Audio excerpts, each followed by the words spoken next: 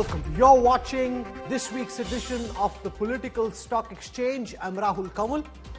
This week on the PSE, I'll get you the results of the CSDS pre-poll survey, because this is going to give you a sense of what are the critical issues, and on those critical issues, what's the mood of the Indian voter. Coming up on the Political Stock Exchange.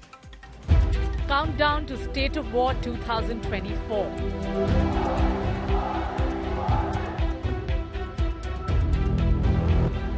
What will India vote on?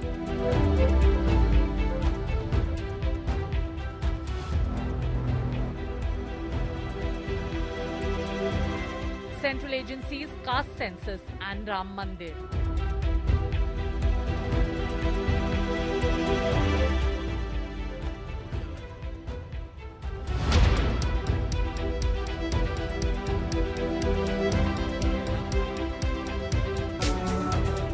Biggest sentiment tracker before polls. Before we dive into the Political Stock Exchange, let me take you through the headlines. Big breakthrough in the Bengaluru cafe blast case. Bomber Muzaffir and mastermind Mateen nabbed from West Bengal. They were staying at a Kolkata hotel under false identity. Accused sent to 3-day NIA transit remand. Prime Minister Modi's big announcement on Kashmir says Jammu and Kashmir statehood will be restored soon. Declares assembly elections are not far away. PM Modi's big Mughal and meat attack on Rahul Gandhi and Lalu Yadav. PM says opposition hurts sentiments of the majority by consuming meat during Sawan. India bloc hits out, says Prime Minister is ignoring real issues. Tamil Nadu war hots up. BJP's Coimbatore candidate Annamalai booked for campaigning beyond the permitted time. DMK claims Annamalai is provoking riots. Reports say Iran could attack Israel with drones and missiles in the next few hours. India issues advisory, cautions citizens against travelling to Iran or Israel.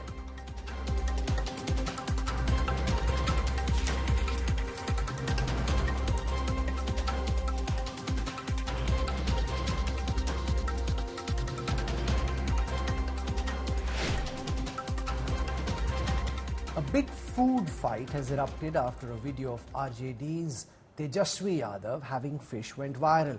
A 2023 video of Rahul Gandhi cooking mutton with Lalu was also shared on social media. The Prime Minister has now hit out at the opposition bloc for hurting the sentiments of the majority. The Prime Minister basically made the point that leaders of the opposition seem to be going out consuming meat during the Sawan, hurting the sentiments of the majority community. Take a look. ऐसे एक मुजरिम के घर जाके सावन के महीने में mutton बनाने का मौज ले रहे हैं। वीडियो दिखाकर वो मुगल के लोगों के जमाने की जो मानसिकता है ना, वो देश के लोगों को चिढ़ाना चाहते हैं।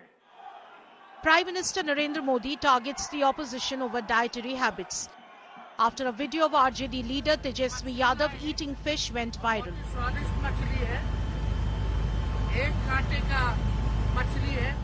Prime Minister Modi also pointed fingers at India bloc allies Rahul Gandhi and Lalu Prasad Yadav for posting video of cooking mutton in the holy month of Sawan last year.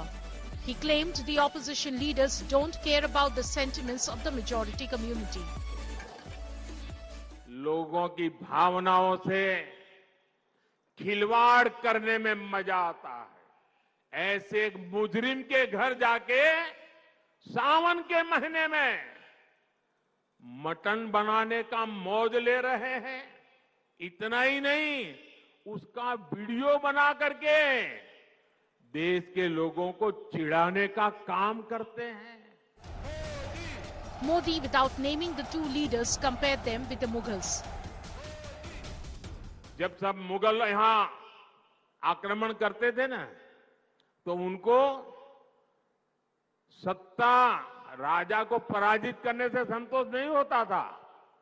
जब तक मंदिर तोड़ते नहीं थे, जब तक श्रद्धा स्थानों की कत्ल नहीं करते थे, वैसे ही सावन के महीने में वीडियो दिखाकर वो मुगल के लोगों के जमाने की जो मानसिकता है ना, उसके द्वारा वो देश के लोगों को चिढ़ाना चाहते हैं। The opposition rained fire on Modi for commenting on food habits instead of focusing on issues like jobs and inflation. 8 तारीख का ट्वीट, नवरात्रा से कोई वास्ता नहीं, सावन का की उपमा कर रहे हैं आप। तेजस्वी जी तो सबसे ज्यादा नौकरी पे बात कर रहे हैं प्रधानमंत्री जी, वहां क्यों चुप हैं आप? बाज आइए, नौकरी पे बात करिए, सामाजिक सुरक्षा पे बात करिए, पुरानी पेंशन पे बात करिए, सामाजिक सौहार्द पे बात करिए। I know how many MPs of BJP is eating non-vegetarian every day. I don't understand all these things. The only one agenda to polarize people on this thing. Now people are realizing in the country now. This polarization impact is not going to happen. Modi also lashed out at the opposition for boycotting Ram Mandir Pran Pratishtha. Ram मंदिर के जो trustee हैं, वो खुद कांग्रेस वालों के घर गए, इंडी गठबंधन वालों के घर गए, उनके पुराने पापों को माफ कर दिया और उन्होंने कहा राम आपके भी है, आप प्राण प्रतिष्ठा में जरूर पधारिए, सम्मान के साथ बुलाया। लेकिन उन्होंने इस निमंत्रण को भी ठुकरा दिया। Hitting out at the Congress, the Prime Minister compared the Grand Old Party's manifesto to that of pre-independence era Muslim League. ये इंडी अलायंस वाले कितनी नफरत से भरे हुए हैं, ये इनके मैनिफेस्टो में भी नजर आता है। कांग्रेस के मैनिफेस्टो में तो बंटवारे की गुनहगार मुस्लिम लीग की छाप नजर आती है। Hindutva appears to be the BJP's calling card in the Lok Sabha election. Bureau Report, India Today. In this election season, there's a lot of heat and dust flying on the electoral battlefield. But what are the critical issues that will determine how voters feel and which will guide their impulse on voting day? To talk about this, I want to take you through some of the responses gleaned by CSDS in its pre-poll opinion poll. Now remember, CSDS is a leading academic body that does a very serious and scientific study going across the country, trying to determine the mood of the Indian voter. So Sanjay Kumar is the co-director at Lokniti CSDS, one of India's leading psephologists. He's joining me on this broadcast. Rahul Verma is with us, Center for Policy Research, representing the ruling Bharatiya Janata Party. Its pugnacious spokesperson Sanju Verma. Squaring off against her is Salman Soz from the Congress. So welcome to all our guests. I want to take the first question we're looking at, and this is to do with the Ram Mandir. Now, the impact of the Ram Mandir, what kind of bearing does it have on the Lok Sabha elections of 2024? This is the question that the CSDS survey team posed to respondents across the country. And here's the response that they picked up. Will consolidate Hindu identity was the answer of 48% of the respondents. Won't impact Hindus much was the response of 25% of the respondents, and no opinion was the response of 24% of the respondents. And if you look at it, when you look at the different communities amongst the Hindus, very clearly there is a higher sense that this construction of the Ram Mandir will consolidate Hindu identity, with 54% of the respondents feeling that it would impact Hindus much, won't impact Hindus much was the response of 25% of the Hindu respondents in this Lokniti survey, and 18% professed no opinion. Now what's very interesting, Sanjay Kumar, in your data is that while Ram Mandir is an issue, only 2% of the respondents thought of this as being the main issue. While it does consolidate Hindu identity in the opinion of almost half the voters, this clearly, from what your data seems to suggest, isn't the number one issue, and far from. Unemployment, price rise, those are far bigger issues than the construction of the Ram Mandir when it comes to determining who people will vote for on polling day. Sanjay. Rahul, it has to be made clear that Rahul, the question which was asked is which which issue you think is going to be an important issue in this election. And 27% of the people mentioned unemployment, 23% people mentioned price rise. There is no indication that the voters will be voting on only on these two issues. So the survey does not indicate that these are going to be the issues which is a concern of the voter in the minds of the voter. Now that's really the catch-22, Rahul Verma, that while issues like unemployment and price rise are number one issues, that doesn't necessarily mean that they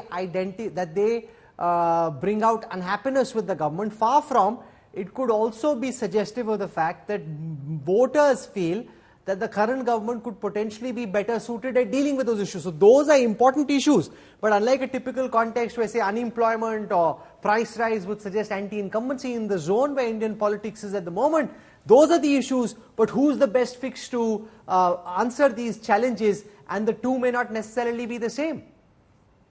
That's true, Rahul. You rightly pointed out. First, in most surveys, and this is not happening for the first time, but in last 20 to 25 years, if you look at survey data where the question is what is the most important issue while you vote, economic issues are going to be the topmost choices.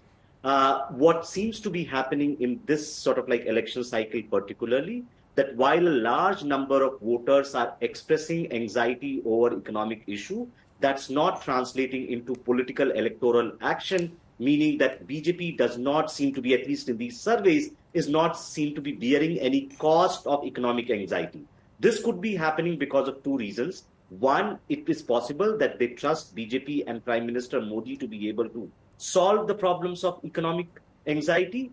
Two, it could also be happening that they don't think the opposition is trustworthy enough or they have a blueprint or a model to be able to tackle these problems. But let Salman Soz respond to this, because this is then the important point. In a classical understanding of survey data, if unemployment and price rise and such factors are coming up as the critical issues, one would tend to typically imagine that that would mean after 10 years there's anti-incumbency. The state of the opposition is such and the state of the government is such that despite these being the main issues, the opposition is not seen as the vehicle that can fix it. Sanju Verma's party, the BJP, is seen as being better able to fix those issues, even though those are big issues. That seems to suggest, Salman Soz, from a reading of the data, a big failure of India's opposition. Rahul, I haven't seen this other data which talks about who would be best placed to fix these issues, but let me just say that this particular survey indicates that in 2019, 1 out of 6, I've seen some other data, 1 out of 6 people or respondents felt that unemployment and price rise were the big issues. This time, triple the number, as in 3 out of 6, which is basically what you see here. About half the people say that these are the two big issues for this election. 13% development and corruption, 8% Ram Mandir, 8%. Now, to the extent that the party that is responsible for this state of affairs, this party has been in power for 10 years. This is the party that promised 2 crore jobs a year. This is a party that has singularly failed to alleviate India's unemployment crisis. This is the party that has basically presided over inflation when crude oil prices, which are a big determinant of inflation, are much lower now than they were in the UPA times. This is the party that has created a supply-side constraint in the economy. This is the party that has destroyed MSMEs in this country. If people feel that this is a party that will then, find a miraculous cure to the problems that they've created, that is something that I cannot argue with. But I'm telling you, Rahul, based on what we are seeing in the election, as the election is unfolding, I used to think that the BJP would, I used to say, BJP 200 ke is par, 400 ko chodo, 200 ke is par. But now, Rahul, I can tell you, based on everything that we are seeing around the country, BJP is unlikely to cross 150 Okay, seats. so we'll come. I'm not looking at vote share or 150 seat share, we're just focusing on the data. But there's an important point that you make, and I want Sanju Verma to respond to it. If the government, forget given the abysmal state of the opposition, leave the opposition aside, if the government were to be compared with expectations that the government set, the number of people who now think unemployment and price rise is their main concern is higher than what it was. So things like corruption are down, but unemployment and price rise relative to how things were in past tracking polls of organizations like CSDS and the others has actually gone up as a bigger concern, which would suggest, compared with the BJP's own performance and expectations, more people are now worried about price rise and unemployment than they were previously. Sanju Verma, respond to that. Thank you, Rahul. First and foremost, let me lay out some data for your audience, which I think is one of the most important stakeholders in this debate. Point number one, just a couple of hours back, the March 2024 retail inflation data is out, and retail inflation is at a 10-month low of 4.85%. Fuel inflation is negative to the tune of 2%, and core inflation is actually just 3.3%. Urban inflation is also at an all-time low of 4.14%. So first and foremost, inflation is trending downwards, and this has been the case for the last couple of months in a row. Point number two, we had two black swan events. We had the COVID pandemic, and then we had the Russia-Ukraine conflict. And guess what, Rahul? In 2020 and 2021, even economies like USA, Germany, France, UK, what have you, these are economies which normally struggle to even have an inflation of 2.5%. And these countries were having inflation in the region of 10%, 11%, 12%. The last time Germany had a 10% inflation rate was way back in the 1970s. The last time US had an inflation rate in double digits was way back in 1977. So what is the limited point I'm making? The limited point I'm making is this. The highest inflation in the last 5 years of Modi 2.0 was in April 2022 at 7.79%, when the world was actually seeing inflation at 11, 12% or even more. Whereas the highest inflation under Manmohan Singh / Sonia Gandhi led kitchen cabinet in UPA 2 was in November 2013 at 14.82%. So first and foremost, let me be very clear that inflation is down, and if you have to compare apples with apples, this has been mentioned in the government's white paper. The average inflation in the last 10 years under the Modi government is 5.1%, and the average retail inflation... Can I just pause you for a second to ask Sanjay... Okay, 20 seconds before you wrap up. 20 seconds, go on. I'll give you 20 seconds. Complete your point. Thank you. Thank you.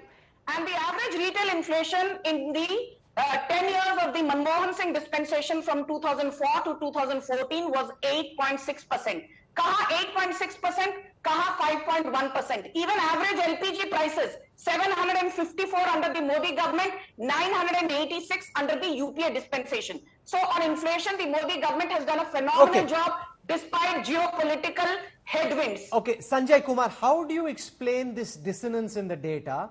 Sanju Verma quoting current inflation data to say that inflation is actually tending downwards. When you pose this question to respondents in your nationwide survey, a vast majority of the respondents are saying that inflation has gone up, that prices are going up, and that is bothering them. How do you explain these two things? Government data saying inflation is coming down, and your data, when the question is asked, prices have gone up, increase say 71%, stayed the same say 13, decrease say 13. If you were hearing what Sanju was saying, then 71% shouldn't be saying that in their own experience, prices have increased. Rahul, we should make it clear that this is a perception survey. Sure. And people are not looking at the inflation data, what people experience in the day-to-day life, you and me and several people of our kind, when they go out to buy their vegetable, food grains, fish, vegetable, etc., they feel the pinch of price rise.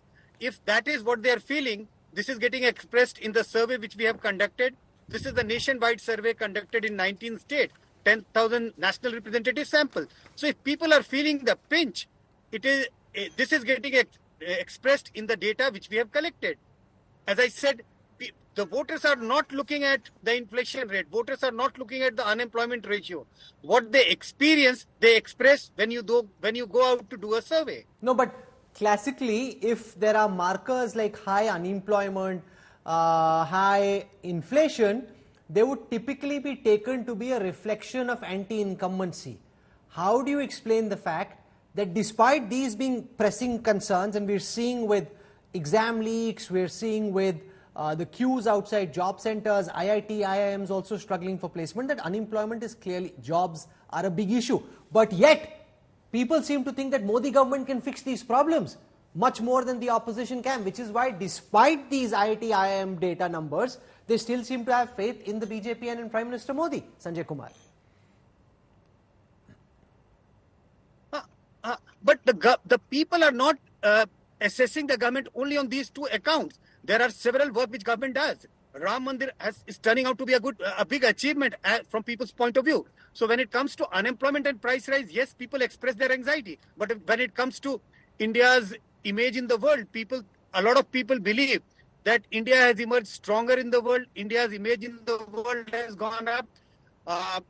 About Ram Mandir, about the question of identity, Hindu identity. So these are the big achievements which people give credit to the government. Also, we should not forget that when it comes to, the basic deliverables, road, bijli, sadak, pani, etc. So people gives a thumbs up to the BJP government. They feel that this government has done much better compared to the previous government. So there are various accounts on which people appreciate the work of the government, but they still express their anxieties about rising prices and unemployment.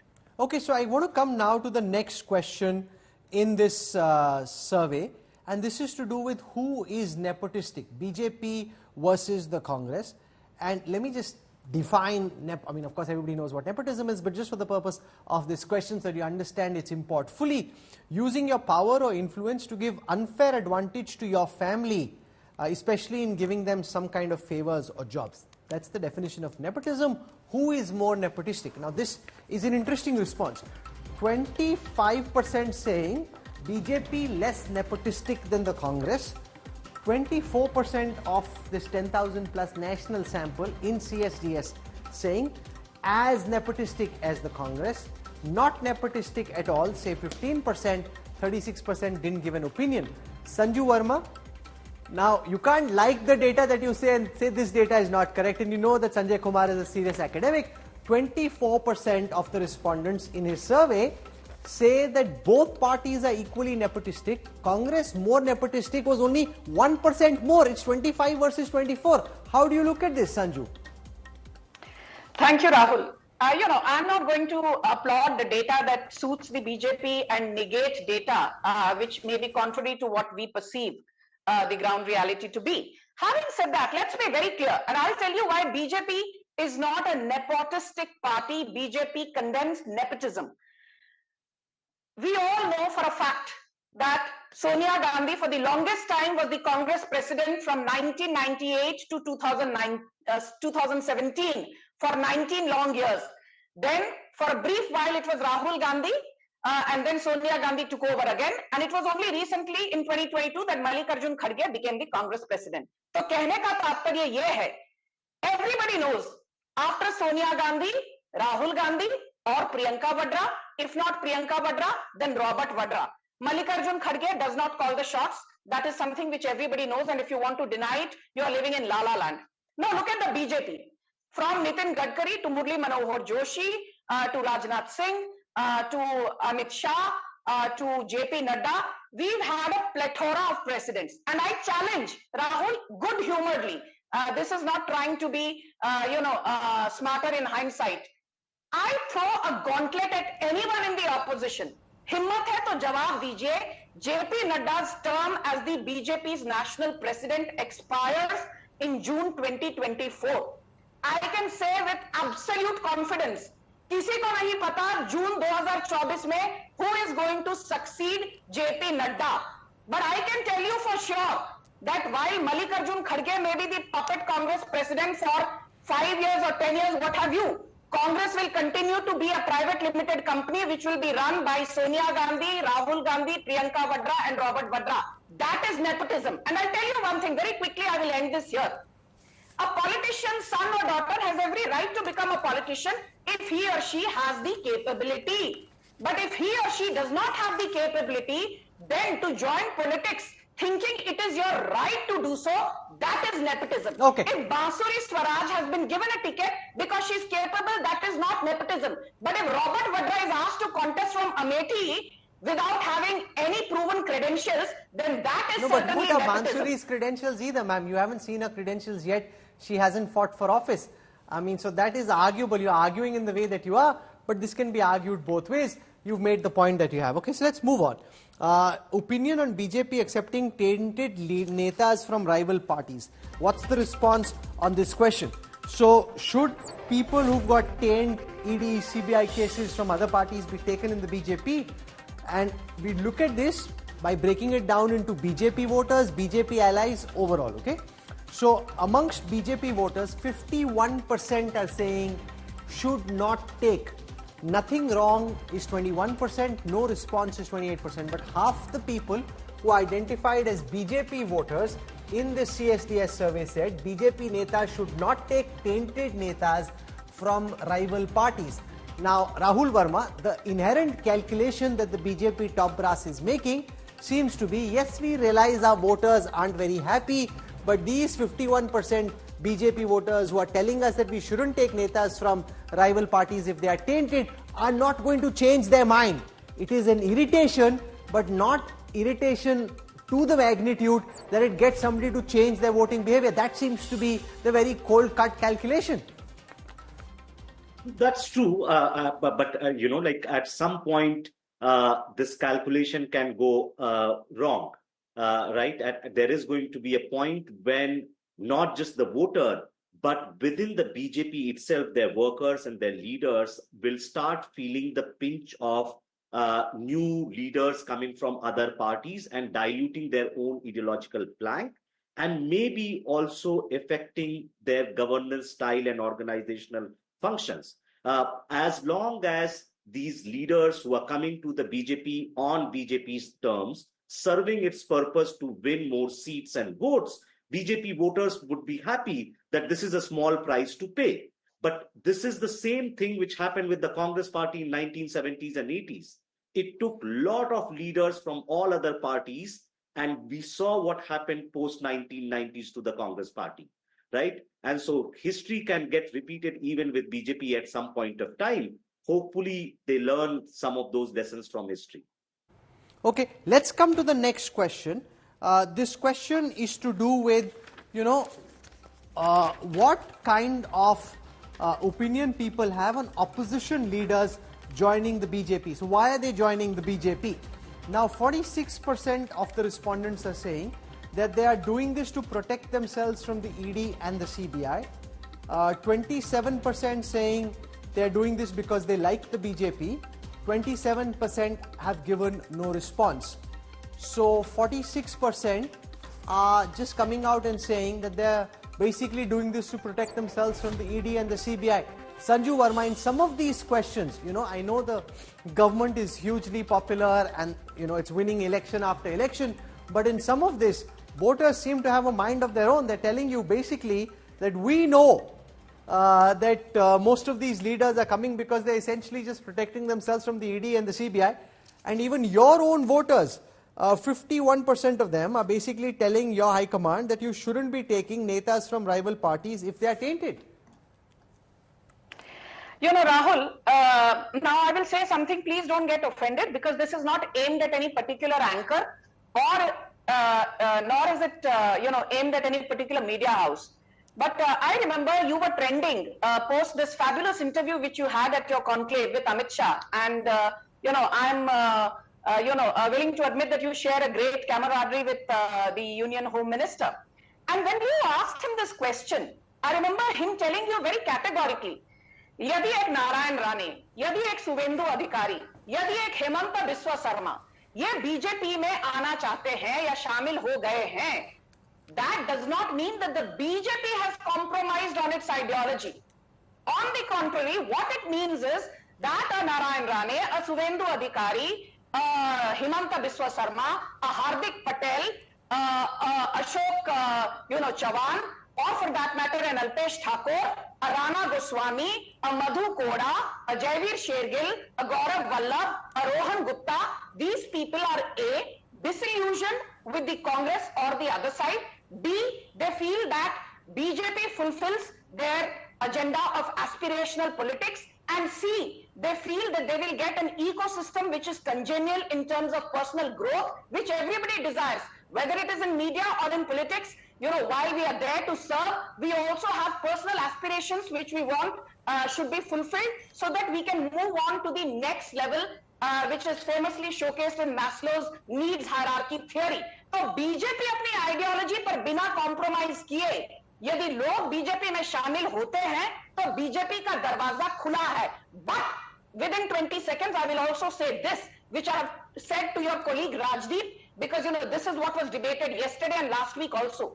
Whether Chhagan Bhujbal joins the BJP, have we removed all cases against him? No. Have we suspended all cases against Ajit Pawar? No. Have we suspended all cases against Janardhan Reddy? No. Have we suspended all cases against... But Ajit Pawar hasn't been called in for questioning. Ma'am, you know, Ajit Pawar hasn't been called in for questioning. Praful Patel got a closure. No, but you can. No. The fact is, I think, ma'am, it's not about me having a bad... Please do not lecture me. Sanju Verma, do not lecture me. The fact of the matter is that because it was announced that Ajit Pawar conducted a 70,000 crore rupee scam. A couple of days later, he joined hands with your party. After that, he hasn't been called in for questioning even once. If he hadn't joined in an alliance with your party, whether that would still be the case is a whole different matter. No, but you must. Why don't you allow me to How answer? is it that Praful Patel's got a closure report if he conducted this big scam? Yes, you must. Thank you. And Rahul, you know, I have been very polite with you. I expect to be treated, in a fair manner. I did not lecture you. I think I've been very polite. I've been very nice. What do you mean by saying, Sanju Verma, don't lecture me? Ma'am, because you're just filibustering your way. The fact is that many of these leaders, once they've joined the alliance with the NDA, they haven't been called in for questioning. It's open, it's clean, as clear as day. It's as clear as day. I'm answering your question, but Rahul, yes. Now let me return the favor. I don't need lectures from anyone. Certainly not from the media, which has been mollycoddling the opposition. But I will not tell you, Rahul Kanwal, don't lecture me. You're free to do so. आपका show है, जो आपको करना है, आपकी मर्जी है. But I will say this, Rahul. How funny and how audacious of people within the Latvian media zone and, these Latvianized YouTubers. जब अजीत पवार उस तरफ थे, आपने तो कभी अजीत पवार से सवाल नहीं किया. Okay, I don't know what you're talking about because the number of exposes we've done, ma'am, one second, just one second. The irrigation scam came to light when India Today Group did detailed investigations on the scam. That's how the scam came to light. That is a matter of contemporary record. Why are you heckling me? I'm not heckling you because you're just making up facts. I am not heckling you, Sanju Verma. You're making up facts, which is why I'm stopping you to correct you to say that while Ajit Pawar was not in alliance with you, we repeatedly brought out the fact that Ajit Pawar has a massive scam and he's responsible. Now that he's in alliance with you, you not being able to say the same thing, I am still saying the same thing. Do you still think of him as a scamster? Do you still think he pulled off a 70,000 crore rupees scam? Sanju Verma, respond to this question. Did Ajit Pawar pull off a 70,000 crore rupees scam in Maharashtra? Yes or no? Answer my question, Sanju Verma. I'm answering, please, Rahul. Ma'am, answer my question. No, please, is Ajit Pawar responsible for pulling off a 70,000 crore rupees scam or not? Answer my question. I am answering, but keep quiet now. I will answer I will take 30 seconds. And now please listen without heckling. You can then rebut me as much as you want. Has the case against Ajit Pawar been... When was he called in for questioning last? What is this? When was he called in for questioning last? When was he called in for questioning last? When was he called? Since the time his party announced an alliance with the BJP, when has he been called in for questioning? Ma'am, since the time his party announced an alliance with the BJP, when was he called in for questioning? Ma'am, when was he called in for questioning? Anyway, listen. Sanju Verma, I think the voters of this country are way too smart. I know you're trying to do verbal gymnastics. I leave it to those who are watching to decide. Those who are watching. Ma'am, the fact of the matter, I know you're in power. I know your party is very powerful. I know that there is that confidence which you have when you are in power. But let me just tell you this. The fact of the matter is that the voters of this country can see this through very, very clearly. When someone is in opposition... Man, there is no hypocrisy. We are the ones who exposed the irrigation scam in Maharashtra. You can get as angry as you want. It doesn't change the facts. We are the ones who exposed the irrigation scam in Maharashtra. Okay, I think I just want to move on because this is not serving any. Sanju Verma, I think the voters see this very clearly. You're just trying to argue a very bad case and you know that that's a very bad case, and I think most people realize this as well. The problem here, Rahul Verma, is that despite these things being clear, so you're seeing over here that 46% of the respondents, all kinds of people, very clearly say that they are protecting themselves from ED and CBI. But yet it doesn't impact voting behavior. Now that's the point. You know, Sanju Verma and others like her can case nahi band kiya, humne case nahi band kiya. He hasn't called in for questioning. On the one side, you're calling them and questioning, sending them 8 summons, 10 summons. Now, because they're in power and they're running the investigating agencies, and they can also say, but when the Congress was in power, they did the same thing. But the fact is that none of this is getting people to change their voting behavior. Now, that's the nub, which is where Sanju Verma's confidence comes from. So, but I hope people who are in power realize that there is going to be a tipping point at some day, right? When you are in power, when you are winning big, then some of these things don't affect the outcome, especially when the gap between party number 1 and party number 2 is high. Think of this. In 1960s and 70s, India used to grow at 2.5%. Poverty was rampant. Yet Congress used to come back to power every time because the opposition was weak. Same thing is happening today. Opposition is really weak, but voters are able to see through everything. They are able to see who is joining BJP and what is the advantage they are getting. They are able to see that corruption is increasing. They are able to highlight that there is economic anxiety. And there is going to be a tipping point when all of this combined together and opposition basically mobilizes on some of these issues. Not in 2024, maybe in 27 or 29, some of these issues will flip against BJP. We don't know. It might happen in 2024 your response as an academic is predicated on the belief that the opposition will do something useful to be able to galvanize and mobilize. Salman shows the reality is that there is nothing that we've seen from the opposition to give anybody watching at this time any belief. Sanju Verma can say whatever. She's arguing a weak case. She knows she's arguing a weak case. She can keep arguing a weak case. But no कि भाई vote तो मुझे को पढ़ना है. आप जो मर्जी बोल लो वोट तो मुझे को पढ़ना है. मैं ले लूंगा नेता वो मुझे जिता देगा. वोट तो मेरी पार्टी को ही पढ़ना. आप जो मर्जी बोल दो. So Salman, so Rahul, let me just say that everybody says opposition की voice नहीं है. And by the way, we don't hear the opposition. Rahul, you've gone to Sanju Verma 5 times today. This is my 2nd time. You've been to other panelists multiple times. If you want to listen to me, listen to me. I want to go back to the nepotism question because that was the question at that time and you did not give an opportunity to respond. You must. I seem to be doing a very bad job of moderating the show. Both the BJP and the opposition as unhappy with me. I am really failing today. Both equally unhappy, which is fine. I like that. Go on, Salman. Make your point. No, make your point. Go on. First of all, I would say that Sanju Verma should not be insulting our President Khargeji, who's given his life to his country. His life. Maybe Sanju Verma finds it very hard and difficult to, or maybe she finds it easy to insult a Dalit leader. Maybe that's what it is. I don't know what it is, but looking down upon our leader is shameful. She's a junior member of the BJP. She should understand what respect in politics means. So I condemn it. She called our president a puppet. I condemn it, and the BJP should take note. That is one. Second, on nepotism, where do we start? We keep talking about the Congress party nepotism. Why BJP ka nepotism? Should we start with it? Let me ask you, Rahul. Let me ask the people watching the show. What were the qualifications of Jay Shah to take on the BCCI? What were his qualifications? I want to know. I really want to know. How was he qualified? Was he eminently qualified? Let me ask you, Anurag Thakur, he's a minister. He was a chief minister's son, former chief minister's son. In Madhya Pradesh, Akash Vijay Vargiya, whose son is he? Where is, by the way, Rajnath Singh's son? Who is he? Are these people? So that is not nepotism. Whatever is happening in the Congress nepotism. What about Krishna Gaur, the Govindpura MLA? Who's Deepak Joshi? Ex-CM Kailash Joshi's son? Okay, I mean, let Sanju Verma respond to this. No. Congress का nepotism, BJP का nepotism, meritocracy. Okay. No, let me finish. Sanjeev Verma can keep responding. Let me finish. She spoke so much. Let me give me a few minutes. No, Salman, you made that point. Let her respond. Only then are we having a debate. What will she respond? You asked her a question. She had to say. Why should she respond again? I need my rebuttal. He's made allegations that he Okay, Sanjeev Verma, very quickly. Thank you. First and foremost, let me tell Salman Soos, I would rather be a junior member of the BJP where I have a say in what I wish to say than being a puppet like Mallikarjun Kharge in a party which is demolished for all practical purposes. So Sanju Verma ko junior bol ke yadi aapke man ko shanti milti hai, so be it. Now let me answer the nepotism charge.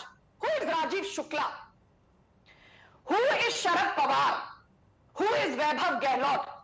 क्या वैभव गहलोत बहुत बढ़िया बल्लेबाज या गेंदबाज हैं?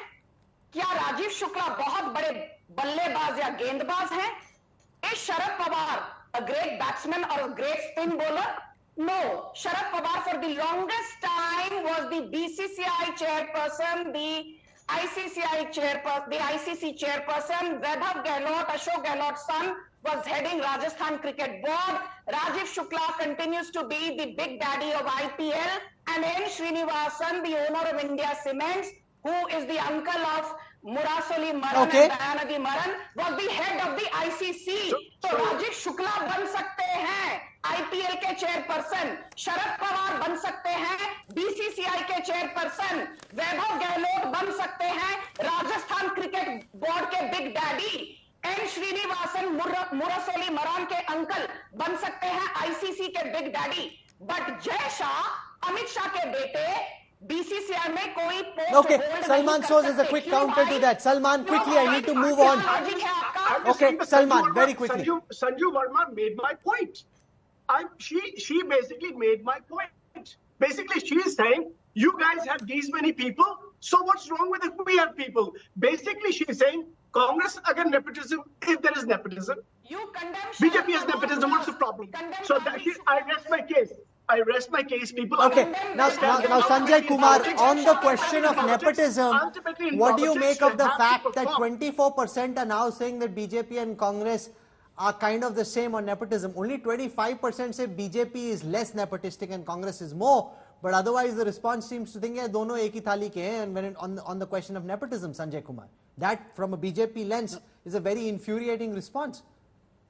No, Rahul, the data shows it very, very clearly that on the issue of nepotism, people believe that now with the kind of people, like being given ticket in BJP, somebody's son, somebody's daughter, etc., people don't feel much of a difference between Congress and BJP when it comes to the issue of nepotism. Yes, we still, in terms of perception, if you talk about the larger perception, there's still some people still believe that if you talk about the top position of the party, this is not reserved in the BJP, and that's the counter narrative which BJP wants to develop. But given the kind of tickets which has been given to the people over the last few years, when it comes to assembly election or the Lok Sabha election, this is the perception which BJP is getting among the common citizens, that there is hardly any difference, and this is very, very clear, Rahul, from the data. Okay, I want to come to the last two questions on the show. What do people think of the caste census, and why is the Congress taking up this issue in the way that it is? It's being taken up as a political tool is the response of 32% of the respondents. Congress is serious about caste census is the response of 24% of the respondents, and no opinion is the response of 28% of the respondents. So across different kinds of communities, the large number of people seem to think that this is largely a political tool, and that only 1 in 4 seem to think that the Congress is serious about a caste census. What comes through very clearly, Rahul Verma, is the level of sophistication of the response of the Indian masses. The Aam Aadmi, the Indian voter, he doesn't need to go to some fancy university in India or abroad to see through what the netas are doing. The netas think they're too clever, they can spin it one way or the other, bolo googly, bola dusra, but the voter is seeing through all of them. That is absolutely true, Rahul. And this is what we have learned about Indian politics over the years. This is a reason why in India, incumbency is a disadvantage. This is a reason for most of the time incumbent legislators lose elections. It's a coin toss. It's a 50-50 chance that even if you get the ticket, you are more likely to lose an election than win an election. Because people can see through what you are doing. They know that most politicians engage in all kinds of illegal activities and also make money, but they expect that some of these politicians are going to also work for their welfare. If you do work, you get rewarded. If you don't do work, you also get punished. And so any party that thinks that they can keep sort of I don't want to use the word fooling, but if you think that you can keep voters in dark for a very, very long period of time, it never happened for the Congress and it won't happen for the Salman, BJP. so's voters are seeing through this promise that the Congress is making. Only 24% think you are serious. 32% seem to believe that the Congress is using the caste census only as a political tool. But by the way, Rahul, there's nothing wrong with this as a political tool, because politics is a way to advance rights of people. There is nothing, I don't see it as, I think that's what politics is for. You want politics so that you can take those marginalized communities, those who are not getting their fair share, and advance their cause. That's what we're in politics for. What are we in politics for? So if people may think, oh, this is the political tool, although, by the way, the difference between 32% and 24% is not that significant. There are many who have no opinion yet. But ultimately, whether we like it or not, Rahul, in our country, we need a census. By the way, this is the only G20 country which does not have a census, right? So we haven't had a census since 2011. We're flying blind. That's an overall census. And within that, we do a socio-economic census, which we used to do. Okay. Without which, how can you tell whether people are doing well or not? Final words, Sanju Verma. It's perfectly okay. Salman So saying it's perfectly okay if people think it's a political tool. That's what politics is about. It's a tool to empower people, and that's what we're doing. Final words, okay. Sanju Verma. Thank you, Rahul. And I have no problems, Rahul. You can continue to ask me tough questions. I'm not in the least bit ruffled. That was a great debate that you conducted, though we were today very belligerent with each other. Now I'll just very quickly say this. The Congress spent 4,986 crores and conducted a caste census in 2011. My simple question to Rahul Gandhi is, who keeps saying कि मैं नफरत के बाजार में मोहब्बत की दुकान खोलने आया हूँ. भाई साहब, you were in power till May 2014. You spent almost 5,000 crores. Why did you not make the findings of the caste census public? Not only that, the Congress was in power in the state of Karnataka between 2013 and 2018 for a good 5 years. आपने लगभग 476 crores you spent in carrying out a state-wise caste census in Karnataka. Why did Siddaramaiah not make it public? मतलब आप taxpayer का पैसा खर्च करके caste census करवाते हो, and you don't even have the guts, the audacity to make the findings public. That is my point number one. And very quickly, my point number two. This entire caste census narrative was basically built by Rahul Gandhi to showcase that BJP is anti-OBCs. So Mr. Rahul Gandhi and company, if you are watching Rahul Kanwal show, 37% of Narendra Modi's cabinet consists of OBCs. Okay. 41% of our MLAs are OBCs, okay, and 43% of our MLCs are also OBCs. इसलिए शांत हो जाइए, आएगा तो मोदी ही 2024 में. Okay, I'm out of time. We'll continue this debate. The good thing is it's a very long, extended election season till the 4th of June. So we can be slicing and dicing data till the 4th of June in different ways. For the time being, Sanju Verma, Salman Soz, Rahul Verma. Thank you very much for joining us on the News Track. 42 days after a blasted Bengaluru's popular eatery Rameshwaram Cafe, there's been a big breakthrough. The bomber Muzaffar Hussain Shizb and the mastermind Abdul Mateen Taha have been nabbed by the NIA. Both had been hiding in West Bengal under false identities. Investigators say they are linked to the Shivmoga ISIS module. Here's more. Bengaluru's Rameshwaram Cafe shaken by an explosion. The IED blast left 10 injured. The main suspect captured on CCTV. walking towards the cafe with a bag, in full-sleeve shirt, a cap and eyeglasses. Seen in different clothes, multiple appearances on surveillance cameras post the blast.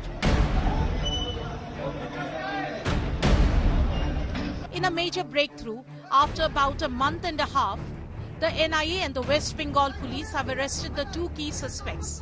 In Purba Medinipur, State Police and Central Investigation Agencies का एक joint operation में information मिलने के 2 घंटे के अंदर हम लोग जो बेंगलुरु रामेश्वरम कैफे ब्लास्ट है उसके 2 जो सस्पेक्ट थे उनको डिटेन कर पाए. The alleged bomber Muzaffar Hussain Shazib and mastermind Abdul Mateen Taha captured from their hideout where they have been living under false identities. In his statement, the NIA acknowledged what it called energetic coordinated action involving its sleuths and those from the state police of West Bengal, Telangana and Kerala. The two suspects already wanted in a 2020 terrorism case. According to central agencies, Abdul Mateen Taha, who plotted the Bengaluru cafe bombing, was involved with the Bengaluru module of ISIS called Al-Hind. According to investigators, the alleged bombers received constant instructions from their foreign handler. Both the bomber took different escape routes. The man who placed the bomb reached the West Bengal hideout via Andhra, while the mastermind took the Tamil Nadu route. Investigators hope to unravel a bigger terror module with these arrests. With Arvind Ojha, Bureau Report, India Today.